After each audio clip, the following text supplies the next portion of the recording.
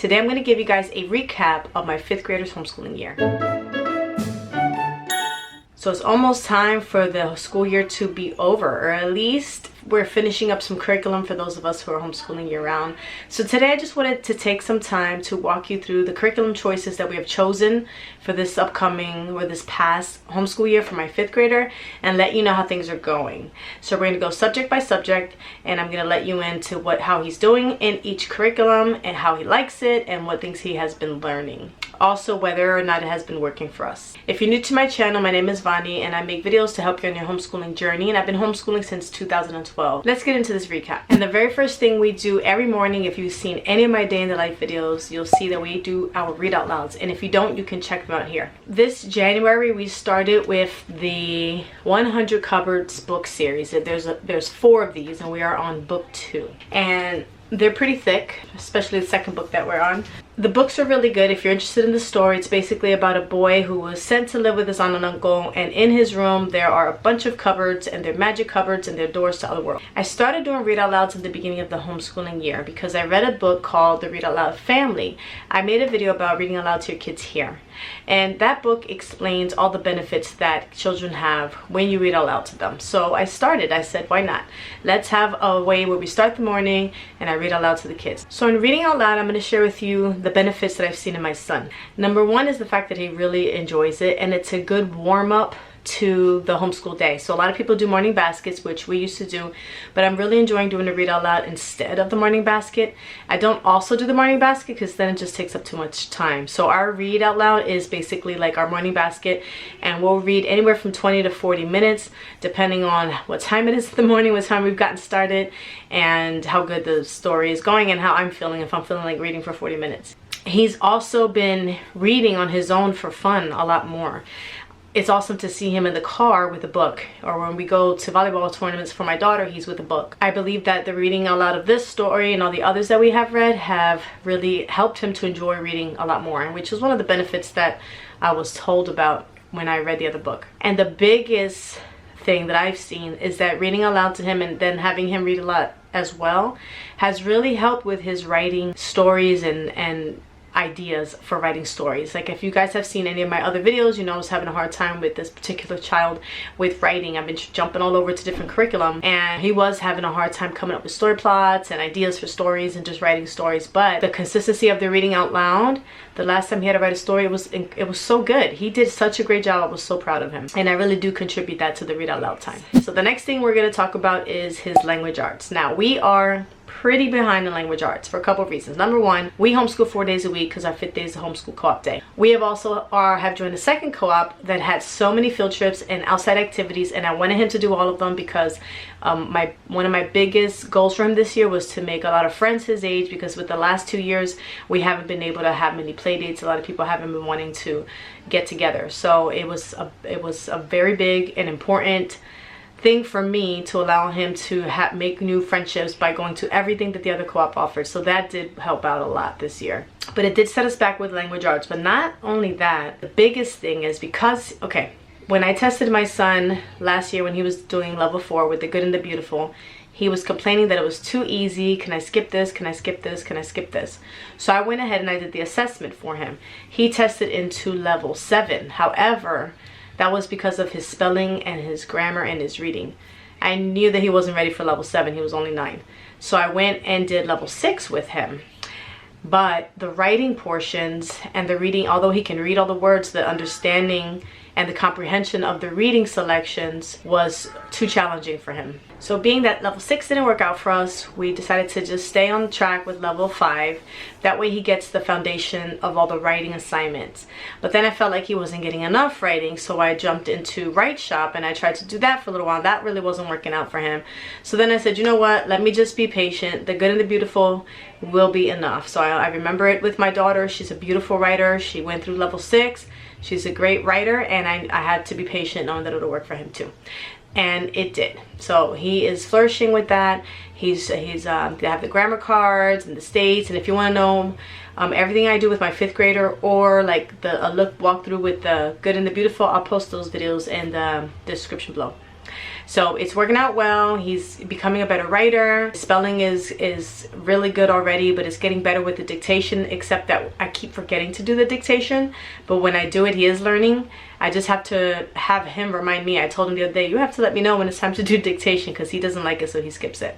Also, before I move on to math, handwriting. So we've been doing handwriting without tears, cursive, and he's done it, and his handwriting looks beautiful. But when it comes down to him writing cursive himself, I don't know, he just doesn't feel like he's able to write it without like copying down what's in the book. And his print, it needs a lot of help. Ladies, do you have boys that have horrible writing? Please make me feel better.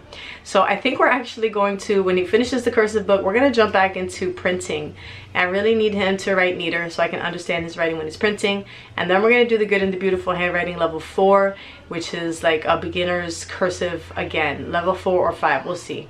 Maybe 5, so he's not so far behind in 6th grade. So being that we're a little bit behind in language arts, we have to jump into doing school 5 days a week for language arts and math all the way to the 2nd week of June in order to finish and not have to work all the way into August into the next homeschool year. I like to give them like mini unit studies in June while they're hanging out in the pool. In the morning we do some read out louds and some fun activities, and then July I like to just have them have off and just sleep in and just have fun.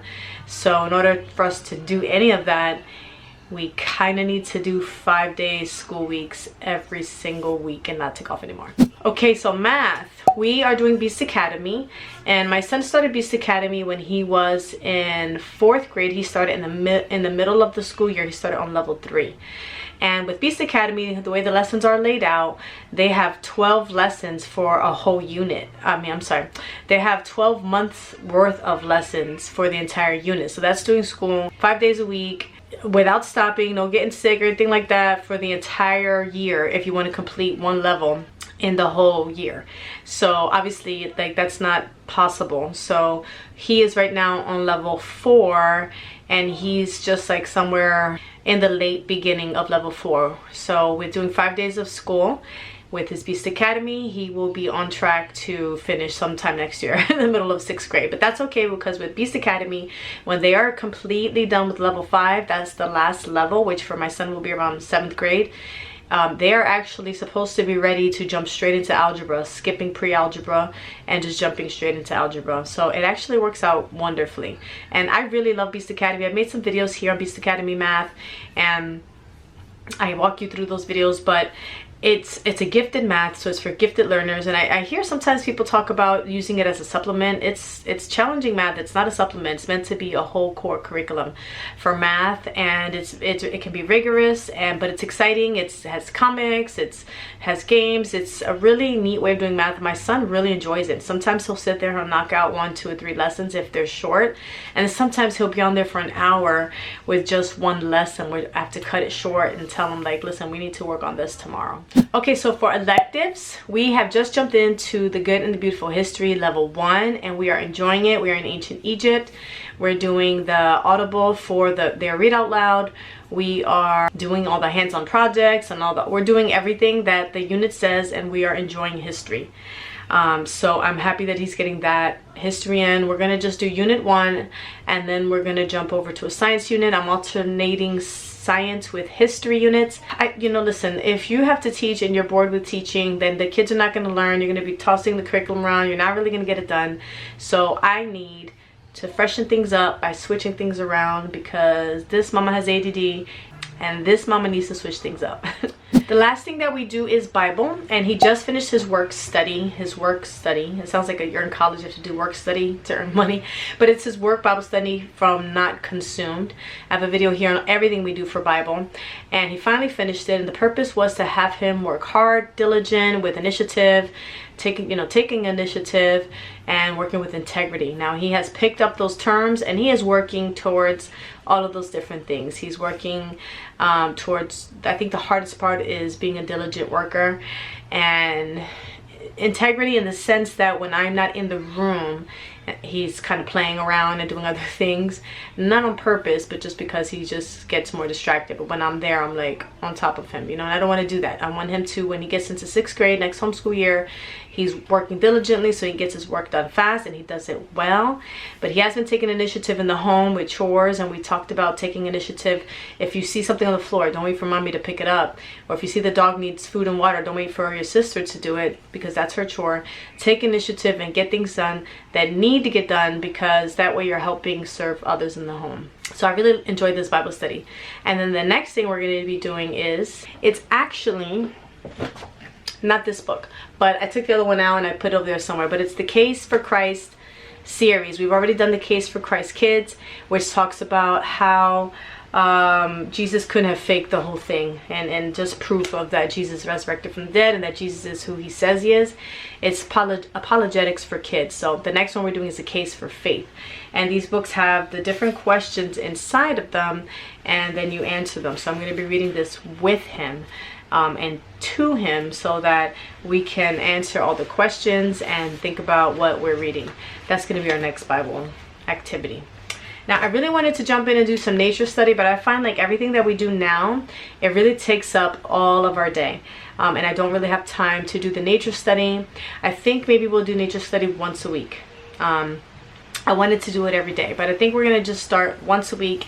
I don't know. We'll see. Anyway, I have to decide, and then I'll make that in the next video. Once I get back from the homeschool convention, I will be showing you all of my goodies, as well as what I got him for his 6th grade homeschooling year.